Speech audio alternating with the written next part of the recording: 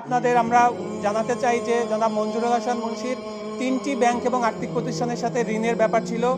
Premier ব্যাংকের elephant road শাখায় তার কাছে পাওনা ছিল 94 কোটি টাকার বেশি, আইডিএলসিতে তার পাওনা ছিল 36 কোটি টাকার বেশি এবং আপনারা শুনে অবাক হবেন প্রাইম ফাইন্যান্সের কাছে তার পাওনা ছিল 5,71,000 টাকা, সেটাও তিনি পরিশোধ করেননি। অর্থাৎ তিনি একজন হ্যাবিচুয়াল ঋণ ডিফল্টার এবং তিনি এই ঋণগুলো নিয়েছিলেন 2004 এবং 5 সাল থেকে।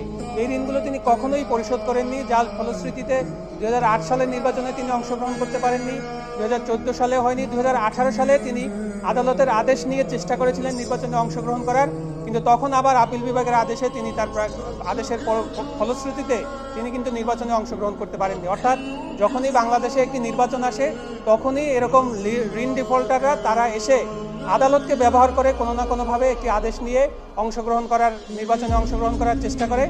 আমরা মনে করি যে এই রায়ের মাধ্যমে বাংলাদেশের জনগণ এবং ঋণ গ্রহীতা তাদের বিরুদ্ধে বাংলাদেশের জনগণের একটি মামলা ছিল এবং জনগণ এখানে বিজয় হয়েছে। যারা ঋণ গ্রহীতা, যারা হলফনামায় মিথ্যা তথ্য দেয়, যারা জনগণকে প্রতারিত করে, যারা নিজেদের দলকে প্রতারিত করে, যারা তাদের সমর্থকদের, তাদের ভোটারদেরকে প্রতারিত করে, তাদের প্রতি একটি মেসেজ মহামান্য আপিল বিভাগের রায়ের ফলশ্রুতিতে হয়েছে।